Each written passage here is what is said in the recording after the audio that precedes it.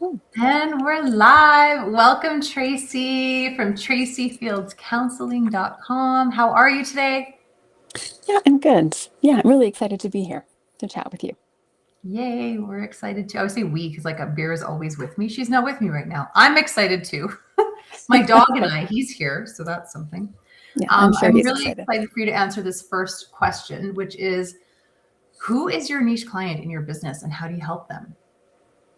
Yeah, so my niche client is a highly sensitive person, and and a highly sensitive person, somebody who feels their emotions deeply, feels the emotions of others deeply, which and there's lots of good in that, but then they also can get quite overwhelmed, can feel quite anxious, overthinking, lots of rumination. So really helping them kind of unpack that, understand themselves as a highly sensitive person and essentially how to live a better life for who they are because we live in a world that's not very sensitive. So it can be pretty hard if we don't understand ourselves as a highly sensitive person living in this world.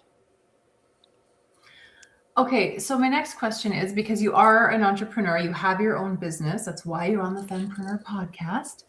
Yeah.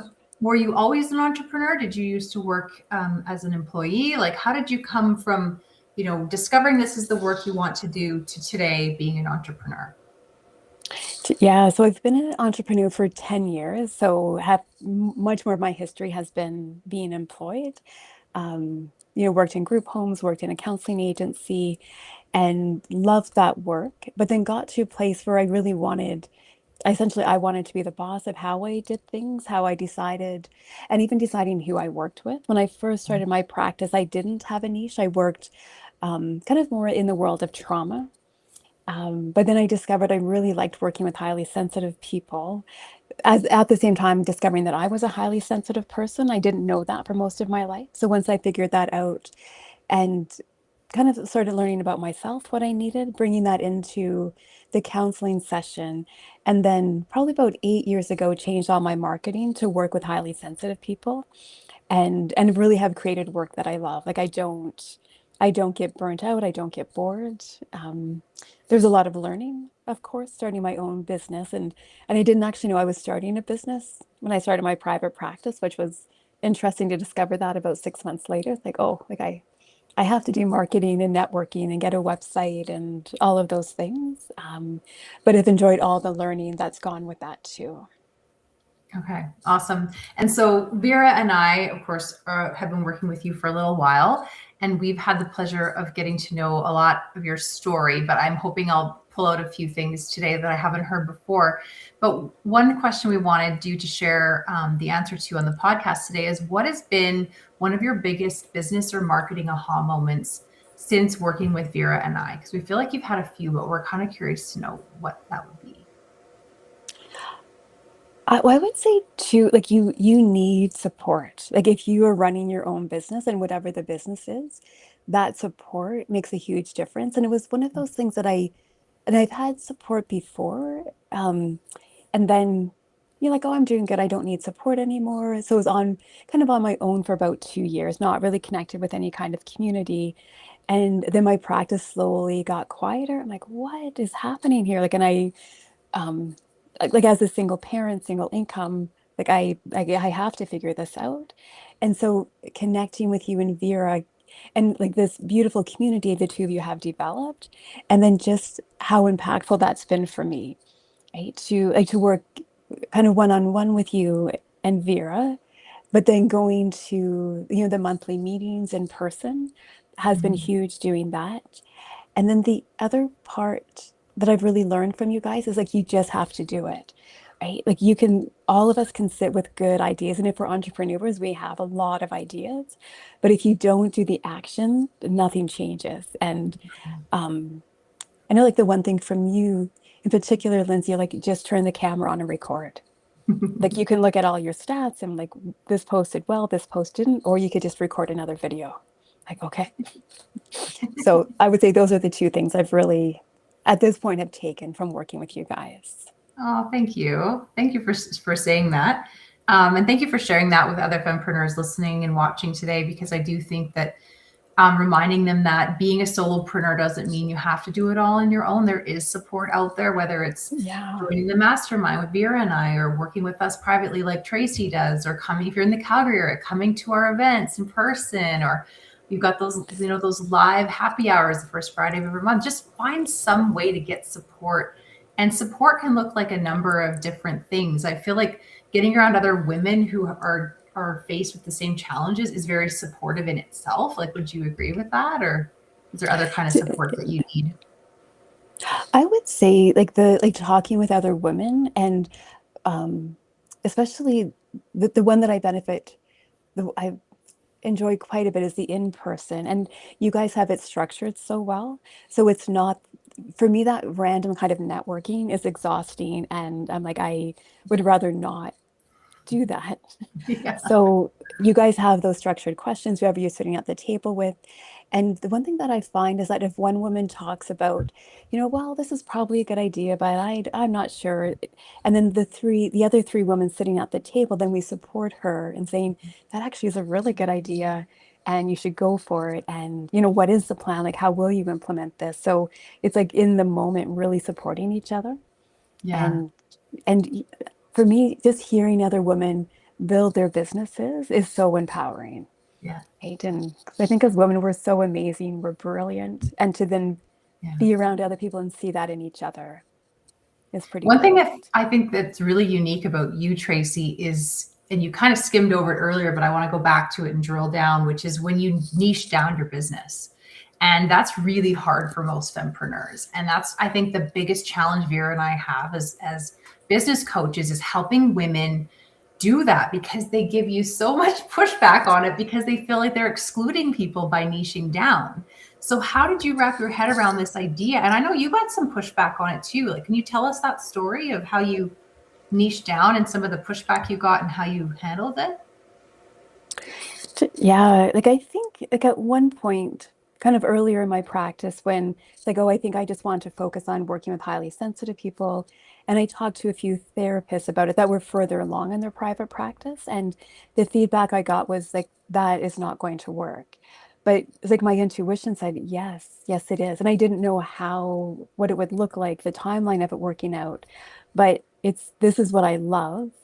And it's matching with the clients that are showing up, and to just follow that. But yeah, like I do recognize that pushback, like even because I have a workshop coming up next week for highly sensitive women. So it's not for highly sensitive people, it's highly sensitive women. And there's a part of me is like, but what about the men? I want to support them. And like, yeah, but I really like working with women too, though. And there's lots of overlap between men and women that are highly sensitive, but we have our unique struggles as women, as men do. But then it's it's going to be okay. Because I think when we are clear on who we're calling in, then we learn how to call them in. And I think that's what creates a good business. And it means we will exclude people. Like that is just part of it. Yeah, well said. Really well said. So something maybe similar to niching down, what's one powerful mindset shift you wish you had, made sooner, or, that mindset shift that you wish or that change of the way you were thinking about things that you wish you would have made sooner in your business? I think being comfortable, like more comfortable making mistakes, and that making mistakes is actually, it's not devastating at all. Like I've learned more, I think probably learned more from making mistakes compared to what actually just smoothly worked out. And so I think at the start, it's like, unless I know it's going to work out in this particular way, I better not do that. And I think kind of in the world of social work therapists, that even though those of us in private practice, we are entrepreneurs, we're almost like a bit of denial that we're Mhm. entrepreneurs. So I think my own, like, what will my community, like my therapist community, think of me as I put myself out there? So like, I wish I could have let that go a bit sooner. So, but Yeah, that's because where they're this, not who your business is for. Is that what you mean? Like, they're not your target audience. It's yeah. people that need you to help them through your counseling. Is that what you mean? Yeah, and just like the worry about like, will they be judging me that I'm like the right kind of therapist? And um, and now that almost feels a bit silly to say that, right? Because just as you said, like I'm not. talking to other therapists so they become my client, right? That, yeah, yeah. So again, just really following my path and creating a business that works for me. That's really great advice. Yeah, I think when we come from those, when we come from a corporate background, which I didn't, but a lot of the fempreneurs that I work with have, and Vera did as well. You have this it's a mindset that you actually have. It's like you need to be brainwashed. You need your brain to be washed to get rid of that worrying about what those people think, because they're not who you created your Yeah. business for. They're not your ideal clients. But for some reason, it's something that a lot of people that come from the corporate world have a real hard time letting go of. So that's a great tip for people to figure that out sooner than later. Yeah, yeah, because it's the benefit to your business happens sooner rather than later. Absolutely. And, since Vera and I have been working with you, you've been running some workshops. Tell us a bit about how that's been going. You had a bunch of people sign up for your last one, therapists. Yeah, yeah, it's been going well because I do one for parents of highly sensitive teens, um, and then more recently doing ones for highly sensitive people and then for highly sensitive therapists. Because that's the one thing that for 2026 that I wanted to build into my practice was more stepping into that teaching role. Mhm. And part of it's like, do I go find a teaching job? I'm like, no, I can teach what I know through there's many different ways to get that message out. So um yeah, so I've really enjoyed that. And again, all the learning that goes with that, like deciding on a workshop, the topic, how to advertise, how to continue advertising. Because I had previously I would try to do a workshop, I would post once about it, nothing happened, therefore it was a bad idea. I really quickly got to that place, but uh, with working with you and Vera, it's you have to keep at it, right? And with the plan, not just randomly, but Mhm. how are you going to keep advertising, right? So yeah, so I've really been enjoying how that's been unfolding in my practice. One thing too that I feel like you're doing more and more of, and you're getting really comfortable with really quickly, which is again really unique, is sharing personal stories on Instagram. How has that Mhm. sort of evolution been going for you? And how did you kind of come around that corner and just be like, yeah, I'm doing this? Yeah, I'm not quite sure like how, because I know stories, like our brain loves stories, right? So when we can share a story, the person is more going to listen versus if I share, these are the 5 facts of a highly sensitive person, right? That's, it's relatively boring, right? To hear that, but to share my experience as a highly sensitive person, um, but then, and maybe the part that did help me shift, because I know when I share more personally, that actually helps call in my people. So when somebody hears my story, like, oh man, I know exactly what she's talking about. And if I did need that help, I now know who to talk to about it. Yeah. Right. So, Yeah. and I think it's almost like a bit like almost like getting over myself that I can share, I can share some of my harder stories. And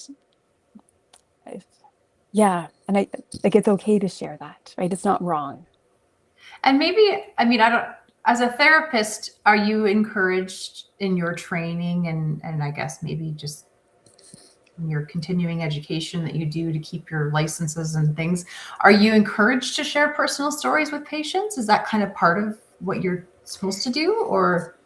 Not really. And I think the idea is like to share only if it's helpful for the client, and which like I do agree with that. But then that's different than being on social media, Mhm.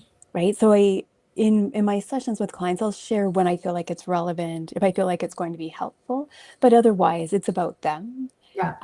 Yeah, but again, on social media, it helps them recognize I get them, I understand them. Yeah. So Yeah. Okay. Um, what's the next big goal you're planning to achieve in your business? You've kind of alluded to a couple things, but like, what's the next big goal that you want to check off the list? yeah, I would say like the first big goal is to offer training for therapists for how to work with highly sensitive people. And yeah, so I've offered a free workshop to do that. And, one, to find out how are other therapists interested in this, and really excited to find out that yes, they are. And then to get feedback. So this is what I'm talking about. Is this helpful, not helpful, anything missing? And then to move that into a group program, hopefully, to teach kind of more in-depth training with that. Mm-hmm. Yeah, so that's kind of the next thing that I'm working on, and Mm-hmm. really excited to teach what I know to people, that because highly sensitive people, we end up in many therapists' office, not just mine, Yeah. right? So then to help other therapists provide good service Yeah. for this group of people. Do you find that the highly sensitive therapists who are highly sensitive themselves are the ones that are wanting to niche down into working with highly sensitive people, or is it a mix of different categories of people? I do think it's a mix, but I do think it is more highly sensitive therapists wanting to learn more about working with highly sensitive people, because it's that more in-depth understanding. And when we're highly sensitive, we like to understand, we know, it's almost like we know a few things really well, and then that feels good for us. So yeah, like I do think it does pull in more of the highly sensitive therapists for sure. Um, let's maybe speak to the highly sensitive female entrepreneur who's growing a business. Do you have any tips or tricks for her, or strategies or stories that might help her in her business when she maybe feels like everyone's kind of over here and she's a little different? Is there anything you can share around that for highly sensitive fempreneurs? Hmm.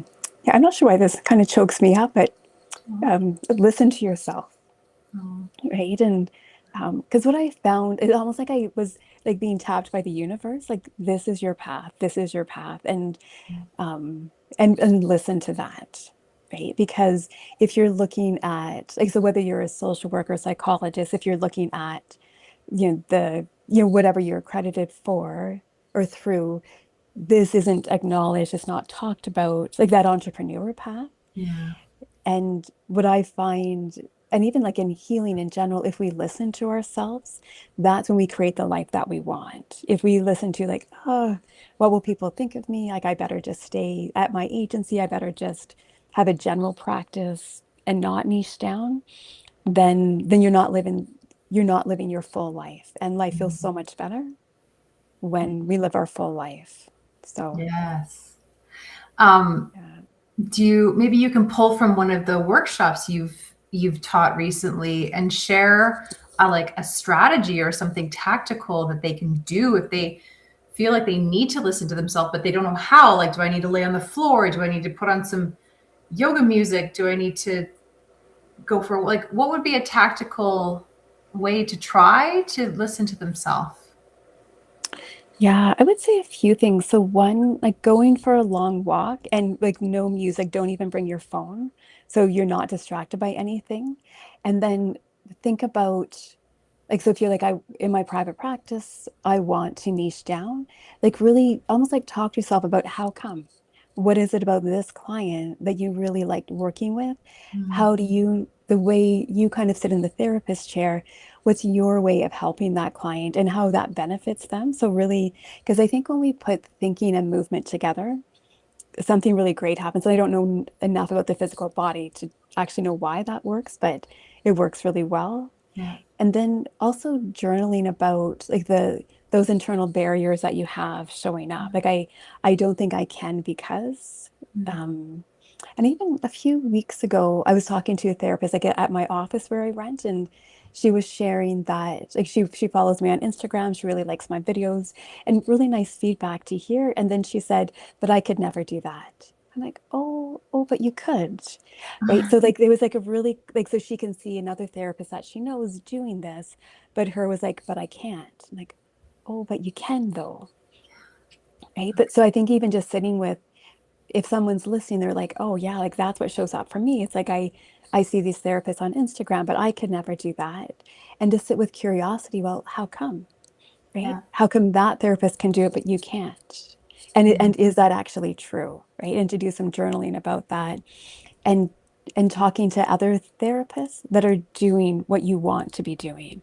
Mm, Not so much talking to other therapists that aren't doing what you want to be doing, right? Because our community, like I said earlier, that you know about really matters with that. yeah. Yeah. That's great advice. So, I like that. Writing down the reasons why you think you can't do the thing, and then actually drilling down into each of those reasons and asking, why is this true? Do I have proof that this objection I'm coming up with is true? I like that exercise. yeah, because the more evidence we have that we can do something, the more likely we are to actually do it. Yeah. Yeah. So, Wow, this has been really, really valuable. Is there anything else you want to share? Something you would have told your 10-year younger self, or just any sort of thing you want to leave with fempreneurs? yeah, I would say that as women, like we're brilliant, right? We can do so much. It's often not acknowledged. Like even when you think of the mom and all the things she does, raising her kids, keeping the household running, um, imagine putting that energy into your business, right? And what can grow, what can create. And you didn't know, before having that first baby, you didn't know how to be a mom. There's no way you could have, right? And the same with starting your own business at the start. You don't know what you're doing, but there's so much support to figure it out. And yeah, and again, like I think our intuition, our intelligence, that, yeah, I think a woman can change the world. Like I really do believe Yes. that is true. So Yes. Yes. And thank you yeah. for coming on the podcast today and helping do just that by sharing your stories and your wisdom with more women around the world. We really appreciate you. We know how busy you are. So we thank you for taking this time, Tracy. Yeah, yeah. And thanks for inviting me on because I love talking about what I do. So, Yes, absolutely. So Tracy Fields Counseling on Instagram, links are in the show notes. Follow her on Instagram, head over to her website. Maybe she'll have another workshop coming up that you can sign up for. You can book a session with her there. And she's not just going to help you with your, your day-to-day life. She's also a business owner. So if you're a business owner who needs some support, Tracy gets it because she's a business owner too. So definitely get in touch with her. And thank you for something that you said earlier, Tracy, which was don't be afraid to make mistakes. I think fempreneurs need to hear that taking action in the presence of fear is better than staying stuck and frozen in fear. So thank you for saying that. yeah, you're welcome. Okay. Thanks, Yeah. fempreneurs. Have a great day, everybody. Bye for now. Bye.